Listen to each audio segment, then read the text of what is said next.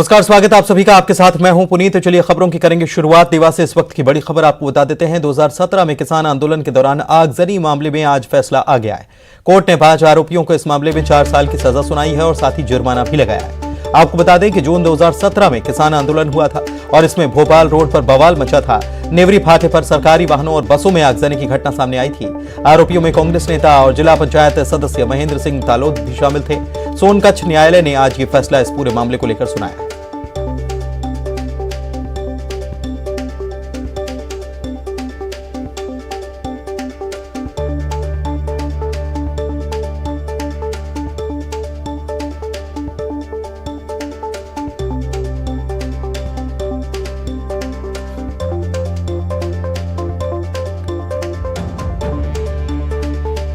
बढ़ते आगे भोपाल से बड़ी खबर बता रहे हैं। कर्मचारियों के साथ मारपीट के बढ़ते मामलों पर बिजली कंपनी गंभीर है और जिलों के एसपी और कलेक्टर से मदद मांगी है। पत्र लिखकर सरकारी काम में बाधा डालने वालों पर तत्काल कार्रवाई की मांग की है। मुरैना के सबलगढ़ में बिजली कर्मी के साथ हुई मारपीट के मामले को लेकर बिजली कंपनी ने उपभोक्ता सुनीता पाराशर पर केस भी दर्ज करा दिया है। सिवनी के केवलारी में भीषण सड़क हादसे में बाइक सवार युवक और 2 बच्चों की मौत हो गई, जबकि महिला घायल हो गई। इसका इलाज चल रहा है। जानकारी के मुताबिक चौधरी पेट्रोल पंप के पास अज्ञात वाहन ने बाइक को जोरदार टक्कर मारी। वाहन चालक मौके से फरार हो गया। मृतकों के शवों को पोस्टमार्टम के लिए भेजा गया है।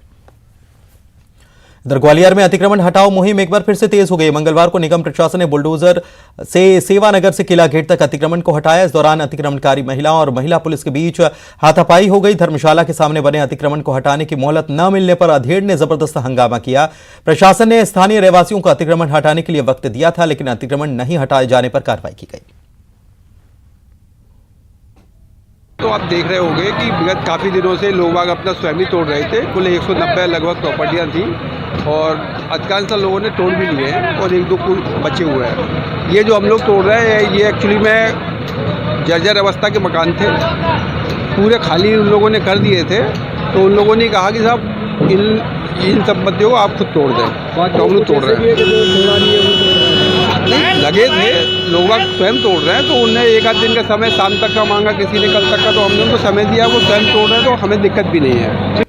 खबर गुना से मृगवास क्षेत्र के 55 लोगों के साथ बैंकिंग फ्रॉड का मामला आया है। यहां पर ग्रामीणों के खाते को न सिर्फ गलत इस्तेमाल किया गया, उनके खाते से हैवी ऑनलाइन ट्रांजैक्शन किया गया। बताया जा रहा है कि ग्रामीणों को लोन देने का झांसा देकर बैंक में खाता खुलवाया गया और एक ऐसा नंबर दर्ज कराया गया जो उनके पास था ही नहीं। ये खाते जिन 3 अलग अलग प्राइवेट बैंकों में खुलवाए गए, उन बैंकों के पास न तो खाता धारकों के सही नंबर थे और न ही इनके खातों में हो रही ट्रांजैक्शन की कोई जानकारी थी। बैंकिंग फ्रॉड का पता चलते ही ग्रामीणों ने थाने पहुंचकर शिकायत दर्ज कराई, जिसके आधार पर पुलिस ने 2 लोगों के खिलाफ मामला दर्ज कर लिया है। इधर खबर शिवपुरी से, जहां पर वार्ड नंबर 11 से पूर्व पार्षद वर्तमान में पार्षद नीलम बघेल के पति अनिल बघेल ने अपने साथ फर्जीवाड़े की शिकायत की है। पुलिस अधीक्षक से मिलकर कहा है कि उनके दस्तावेज लगाकर उनके नाम से किसी ने बैंक में खाता खोला और 1 करोड़ 90 लाख रुपए का ट्रांजैक्शन कर लिया, जिसका पता उन्हें तब पता चला जब इनकम टैक्स विभाग का नोटिस आया। 30 लाख रुपए जमा कराने के लिए कहा गया। पुलिस अधीक्षक कह रहे हैं कि संबंधित खाते की जांच कर दोषी का पता लगाया जाएगा। कुछ दिन पहले मेरे बैंक में अकाउंट खाता खोल लिया किसी फर्जी आदमी ने, एक्सिस बैंक में। तो चूंकि मुझे पता नहीं है, 2014 और 15 में खोला, अपन ने खोला नहीं, अपन बैंक कभी गए नहीं है, बैंक मैंने देखा नहीं है। जैसे वो इनकम टैक्स का हमारे पास में नोटिस आया, तब मैं इनकम टैक्स के वकील के पास में गया कि जो नोटिस का आया, तो वकील बोला कि आपका टर्नओवर हो गया 2 करोड़ रुपये का। बताना है कि उनकी जानकारी में नहीं है कि उन्होंने कोई एक्सिस बैंक में खाता खुलवाया है और 2014, 15, 15-16 के आसपास उसमें करीबन 1 करोड़ 90 लाख के आसपास का ट्रांजैक्शन हुआ है और इनको इनकम टैक्स के नोटिस आए हैं। तो इनकम टैक्स के नोटिस के इसमें इनका कहना है कि चूंकि मैंने खाता नहीं खुलवाया है तो उसकी जांच कर लेगी पुलिस। अगर ये पाया जाएगा किसी और ने खुलवाया है, कुछ फर्जीवाड़ा किया, तो हम उस पर कार्रवाई करेंगे। लोकायुक्त पुलिस ने एक और रिश्वतखोर को पकड़ा है। झाबुआ के अंतरवेलिया पुलिस चौकी प्रभारी राजेंद्र शर्मा को पकड़ा गया। आरोप है कि फरियादी से गांजे के केस में 3 लोगों के साथ सह आरोपी न बनाए जाने के लिए रिश्वत की मांग की गई थी और 20,000 रुपए की रिश्वत देते आज उन्हें पकड़ लिया गया। मेरी शिकायत थी, मेरा भाई गांजे से पकड़ा गया था, उसके लिए वो जेल में है। उसके बाद क्या बोले, वो शायद 3 भाई थे, उसके केस बनाऊंगा ये करके रिश्वत 50,000 मांगी थी। उसमें मैंने 5 पहले दे दिया था और 20 आज दे रहा था और 25 कल देना। उसका अपराध पंजीबद्ध है कल्याणपुरा थाने पे। उस अपराध को निरस्त कर देने के लिए 25,000 रुपये की रिश्वत की मांग की थी। आज 20,000 रुपये रिश्वत लेते हुए चौकी प्रभारी सहायक उप निरीक्षक राजेंद्र कुमार शर्मा को रंगे हाथ पकड़ा गया। जबलपुर लोकायुक्त ने भी एमपीबी के जूनियर इंजीनियर को रंगे हाथों रिश्वत लेते हुए पकड़ा है। किसान से 5 हॉर्स पावर की मोटर का कनेक्शन देने के लिए 14,000 रुपए की रिश्वत की मांग की गई थी, जिसके खिलाफ किसान ने लोकायुक्त पुलिस से शिकायत की थी।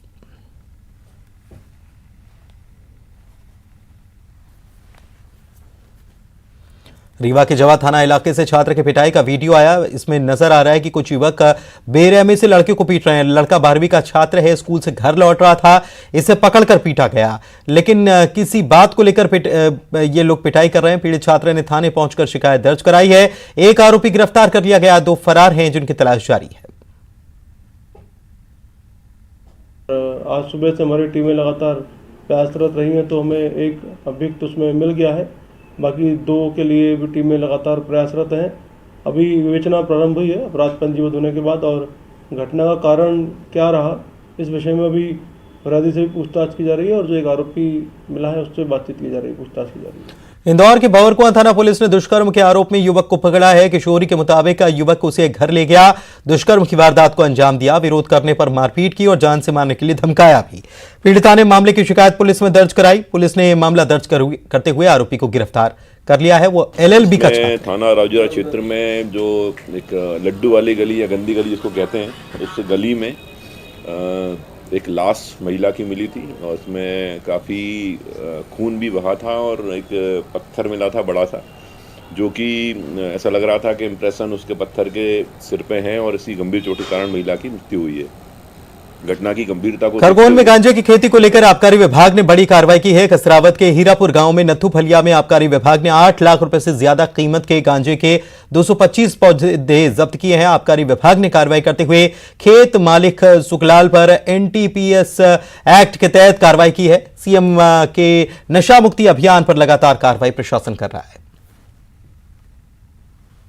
खरगोन में 5 निजी नर्सिंग होम के पंजीयन निरस्त कर दिए गए। फायर सेफ्टी उपकरण नहीं मिले, संचालन के अनुमति के दस्तावेज नहीं मिले, स्वास्थ्य सुविधाओं का हाल भी बेहाल था। कलेक्टर के निर्देश पर CMHO ने अस्पतालों के पंजीयन निरस्त कर दिए हैं। प्राइवेट निजी हॉस्पिटल है, उनमें जो पूर्ति वो थी उनकी रिक्वायरमेंट, वो जो उनको पंजीयन किया था, तो उसके बेड जो है वो बहुत उनके जो जितने जो टारगेट थे उससे ज़्यादा थे, और HR जो उसके रहते हैं स्टाफ भी उनका बहुत कम था। जबलपुर के बाद बुरहानपुर जिले से आयुष्मान कार्ड योजना में फर्जीवाड़े का मामला सामने आया। युवक ने एप्पल नाम के निजी अस्पताल पर गलत इलाज करने और आयुष्मान कार्ड से लाखों की हेराफेरी करने के आरोप लगाए हैं। इसकी शिकायत कलेक्टर की जनसुनवाई में की गई, जिस पर ADM शैलेंद्र सिंह ने पूरी जांच CMHO को निर्देश कर दी है। और ऑपरेशन करने के बाद में 5-6 महीने के बाद में 2 बार ऑपरेशन करने के बाद में आयुष्मान कार्ड के पैसे भी खा गए, 2.5-3 लाख मेरे से भी खा गए, और 15-20 दिन हो जाते तो पैर काम में से चल जाता। तो मैंने जलगांव में ऑपरेशन किया, वहाँ 1.5-2 लाख रुपये लगाया। और वहाँ जाने के बाद 15 दिन होने के बाद में पैर पे खड़ा हो गए। अभी इन्होंने मेरे साथ इतनी चीटिंग की। आवेदक द्वारा ये शिकायत की गई थी कि एप्पल हॉस्पिटल में उसको भर्ती कराया गया, पैर का ऑपरेशन किया, लेकिन उससे उसको फ़ायदा नहीं मिला, जबकि आयुष्मान कार्ड के द्वारा उसके कार्ड से पेमेंट आहरित कर दिया गया है। उस संबंध में CMHO को पत्र लिख करके दिया हो, जांच करके प्रतिनिधि। दमोह में धर्मांतरण को लेकर आए दिन कुछ न कुछ मीडिया की सुर्खियों में बना रह रहा है। इसके चलते मिशनरी संस्थाओं में कार्यरत कर्मचारी अधिकारियों ने मुख्यमंत्री और कलेक्टर के नाम SP को ज्ञापन दिया है और मामले की निष्पक्ष जांच की मांग और FIR को आधारहीन बताया है। राष्ट्रीय बाल आयोग के अध्यक्ष प्रियंका कानूनगो के ट्वीट करते हुए मामले के शातिर आरोपी अजय लाल की चाल इसे बताया और कहा है कि आरोपी मामले में सांप्रदायिक रंग देकर कर्मचारियों से बगैर परमिशन प्रदर्शन करवाकर सामाजिक वैमनस्यता फैलाने की कोशिश कर रहा है और प्रशासन पर दबाव बनाकर गिरफ्तारी से बचना चाहता है।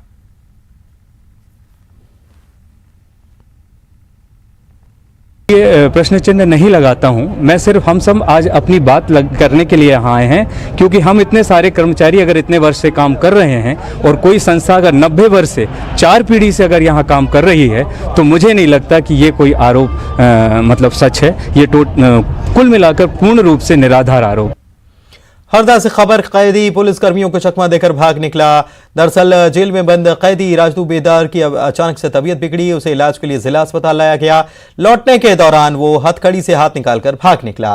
वो आदतन अपराधी है, मोटर व्हीकल एक्ट के मामले में जेल में बंद था। फिलहाल पुलिस उसकी तलाश कर रही है। और जिला अस्पताल में डॉक्टर साहब ने उसको भर्ती ना करके उसको इंजेक्शन वगैरह लगाए, दवाई दी और वापस जेल पे ला रहे थे। ड्राइवर गाड़ी लगाने गया, ये लोग उसको बाहर ले गए और वहाँ पर से उसने दुबला पतला था तो उसके हाथ से हथकड़ी निकाली और दौड़ लगा ली। इन लोगों ने भी उसको भागकर पकड़ने का प्रयास किया, लेकिन वो गली में कहीं घुस गया। और अभी बुरहानपुर के नेपानगर वन क्षेत्र की भाकर चौकी से सोमवार रात 17 बंदूकों के लूटे जाने की प्रशासन को खबर मिली, जिसके बाद वो सक्रिय हो चुका है। मंगलवार को इंदौर संभाग के commissioner, IG, collector, SP, DFO इस घटनास्थल पहुंचे और जायजा लिया। एसपी ने बताया कि बंदूकों को वापस पाने के लिए प्रयास किए जा रहे हैं। कलेक्टर ने कहा है कि अब तक 90 वन अधिकार के पट्टे निरस्त किए जा चुके हैं और ड्रोन कैमरे से लगातार वन कटाई करने वालों की निगरानी करी जा रही है। अभी जो कल का घटनाक्रम हुआ है उसके अंदर एक डकैती का मामला कायम किया है। हमारी अभी एक पार्टी जो है वो अतिक्रमणकारियों के साथ में अंदर गई हुई है और वो लगातार बात भी कर रही है, उससे भी हमारा संपर्क बना हुआ है। और हमारा प्रयास है कि बंदूकें जो है वो भी जब्ती की जाए और साथ साथ में जो अतिक्रमणकारी इसके अंदर इन्वॉल्व है उनकी भी गिरफ्तारी की जाए। तो जितने भी हमने नावे पूर्व से ही निरस्त किए हैं उन्हीं को उपखंड स्तरीय समिति से ही जो स्पेसिफिकली यहाँ पे अतिक्रमण करता है उनके दावे निरस्त किए जा चुके हैं। ये पूर्व से ही कार्यवाही हो चुकी है। दूसरा जो भी 90 से अधिक लोगों के दावे निरस्त हो चुके हैं। लेकिन कल रात में ये लोग यहाँ अनुपस्थित रहे थे। इसको तत्काल संज्ञान लेते हुए जो वनपाल यहाँ प्रभारी इनको सस्पेंड किया है, निलंबित कर दिया गया है। 2 वन रक्षकों को निलंबित कर दिया है। बाकी जो बीट के प्रभारी हैं उनको सो कॉज नोटिस दिया गया है इस काम के लिए।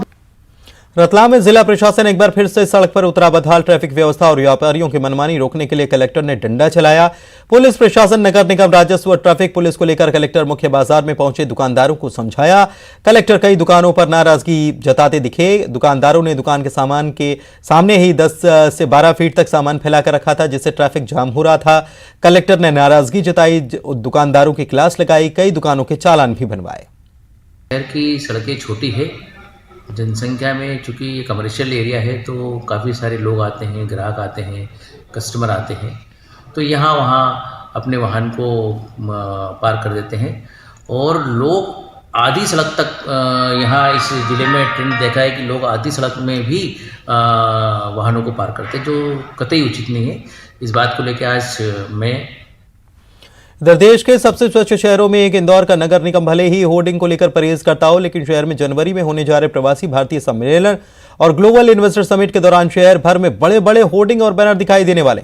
एयरपोर्ट से आयोजन स्थल तक ये होर्डिंग लगाए जाएंगे, जिसमें दोनों आयोजनों की ब्रांडिंग अलग अलग थीम पर की जाएगी। प्रदेश को प्राप्त टाइगर और चीता स्टेट की भी ब्रांडिंग यहां पर देखने को मिलेगी। तो अभी हम लोग जो फाइनल करेंगे फिर वो ऊपर लेवल पे जाएगा राज्य सरकार में। फाइनली माननीय मुख्यमंत्री जी उसको देखेंगे। उसके बाद फिर जो प्रवासी भारतीय का है वो मिनिस्ट्री ऑफ एक्सटर्नल अफेयर्स जाएगा, वहाँ से वो अप्रूवल देंगे, केंद्र सरकार की तरफ से आएगा और फिर ये कार्य शुरू होंगे। GIS के अप्रूवल्स फाइनली माननीय मुख्यमंत्री जी के सामने प्रेजेंटेशन होता है, जो निर्देश उनके रहते हैं उस प्रकार से फाइनल हो जाता है। किंतु प्रवासी भारतीय में हम लोग को दिल्ली तक जाना है अप्रूवल्स के लिए, इसलिए हम लोग जल्दी ये सब करा रहे हैं। इंदौर में होने जा रहे प्रवासी भारतीय सम्मेलन और ग्लोबल इन्वेस्टर मीट को लेकर पूरे शहर का कायाकल्प चल रहा है। आने वाले भारतीयों के लिए चिड़ियाघर को आकर्षक स्वरूप दिया जा रहा है। इसकी साज सज्जा के लिए करीब 2.5 करोड़ रुपए खर्च किए जा रहे हैं। मेयर ने जू का दौरा कर व्यवस्थाओं का जायजा भी लिया। लेकिन काफ़ी समय से एक विषय इसकी सुरक्षा की दृष्टि से जो रिट्रेंचिंग वॉल नाले के पास बननी थी वो पेंडिंग थी। मैं उत्तम यादव जी और हमारे MIC के सदस्य जो इस जू के प्रभारी हैं नंदकिशोर जी पहाड़िया, उनका अभिनंदन करता हूं कि उन्होंने इस विषय को ध्यान में रखकर शीघ्र उसको बनाने का निर्णय लिया और आज उसका भूमि पूजन किया है। साथ ही पूरे प्राणी संग्रहालय के जू का फिर से वाइट वॉश, पेंटिंग, सेल्स की पेंटिंग और इसका मेंटेनेंस का काम भी आज से शुरू होगा। ग्वालियर के बाद अब राजधानी भोपाल को महाशक्ति मिल गई है। इससे आग लगने पर हाई राइज बिल्डिंग तक पहुंचना आसान हो जाएगा। आग जैसी घटनाओं को आसानी से कंट्रोल किया जा सकेगा। मारक क्षमता 18 मंजिल तक है। इसको चलाने वाले ड्राइवर्स को ट्रेनिंग दी जा रही है और रजिस्ट्रेशन की प्रोसेस के बाद सड़क पर इसे उतारा जाएगा। बताएं कि भोपाल नगर निगम ने 2.5 साल पहले 52 मीटर ऊंची ऑटोमेटिक हाइड्रोलिक को 5 करोड़ रुपए में खरीदने का ऑर्डर दिया था।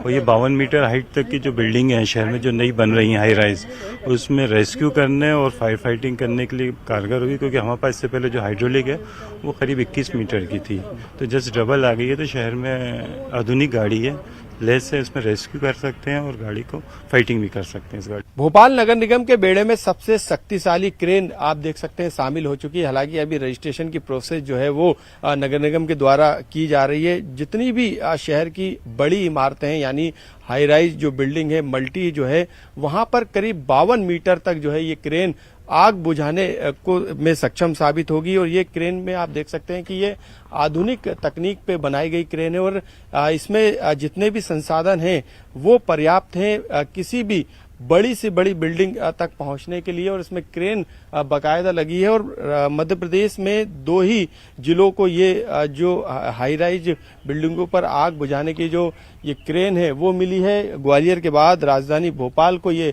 सौगात मिली है, नगर निगम के बेड़े में ये शामिल हो चुकी है। और जब भी राजधानी भोपाल में किसी बड़ी बिल्डिंग में या मल्टी में आग लगती है तो उस समय ये क्रेन जो है कारगर साबित होगी, आग को बुझाने में आसानी से आग को बुझाया जा सकता है। हालांकि इसके अलावा भी नगर निगम के पास कई हाई राइज क्रेन है और कई हाइड्रोलिक क्रेनें हैं जिसके जरिए अभी भी आग बुझाने का काम किया जाता है। कैमरामैन खिलान सिंह के साथ मनोज राठौर, न्यूज 18 भोपाल। इंदौर से खबर, मुर्गे की बाग से परेशान एक डॉक्टर ने थाने में शिकायत की है और अक्सर डॉक्टर ऑपरेशन के बाद देर रात घर पहुंचते थे, उनकी नींद पूरी नहीं हो पाती थी, खलल पड़ता था मुर्गे की बांग की वजह से। इसकी वजह से डॉक्टर की नींद खुल जाती है। उन्होंने पड़ोसी से शिकायत की, वो माना नहीं तो उन्होंने थाने में जाकर शिकायत दर्ज करा दी। थाना पलासिया में डॉक्टर आलोक मोदी के द्वारा एक लिखित में शिकायत की गई है कि इनके पड़ोस में मुर्गा वगैरह पाला जा रहा है और अन्य जानवर भी पाले जा रहे हैं, जिसके कारण इनको काफ़ी परेशानी होती है। जब ये रात में आते हैं या अर्ली मॉर्निंग सोते हैं, उसी समय जो है मुर्गा भाग देता है और ये आवाज़ के कारण, चिल्ला चोट के कारण उनको नींद सही से नहीं आती है। आवेदन प्राप्त कर लिया गया है। इसमें पुलिस की तरफ से पहले तो यह है कि समझाइश दी जाएगी कि इस प्रकार से पब्लिक न्यूसेंस न किया जाए जिससे कि अन्य किसी को परेशानी होती है। श्योपुर में महिला शिक्षक ने 1 करोड़ रुपए से ज्यादा की संपत्ति प्रसिद्ध छिमछिमा हनुमान मंदिर ट्रस्ट के नाम कर दी। विजयपुर में रहने वाली शासकीय विद्यालय में पदस्थ महिला शिक्षिका शिव कुमारी जादौन के माने तो उनके पति और बेटों का व्यवहार सही नहीं है, जिसके चलते उन्होंने ऐसा किया है। उन्होंने अपनी वसीयत में यह भी लिखा है कि उनकी मृत्यु के बाद उनका अंतिम संस्कार मंदिर ट्रस्ट के लोग करेंगे। मैंने अपनी जो भी चल संपत्ति है, मेरा मकान है और मेरे जो भी बैंक बैलेंस है, पोस्ट ऑफिस में, बैंक में जो भी है मेरे पास, वो सब मैंने छिमछिमा धाम ट्रस्ट को दिया है। जब तक मैं जीवित हूँ मैं रहूँगी इस मकान में, क्योंकि सर छुपाने को जगह चाहिए वृद्ध अवस्था में, और मेरे मरने के बाद सब उनका है। मेरे बच्चों का इसमें, मेरी प्रॉपर्टी में, मेरे किसी भी बैंक बैलेंस में कोई हक नहीं है। मैंने उनको उनका हिस्सा दे दिया, उनको अलग कर दिया, उन लोगों से भी मेरा कोई संबंध नहीं है।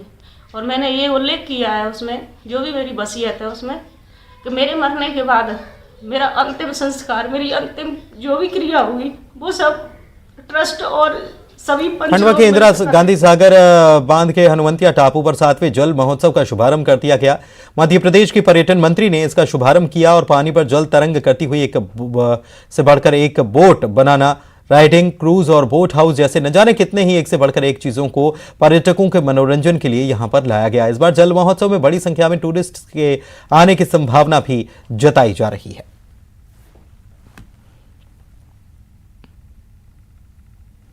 हनुमंतिया रिसोर्ट पर्यटकों के लिए सुव्यवस्थित साज सज्जा करके हम लोगों ने तैयार कर दिया और 29 नवंबर से 29 जनवरी तक चलने वाला ये जल महोत्सव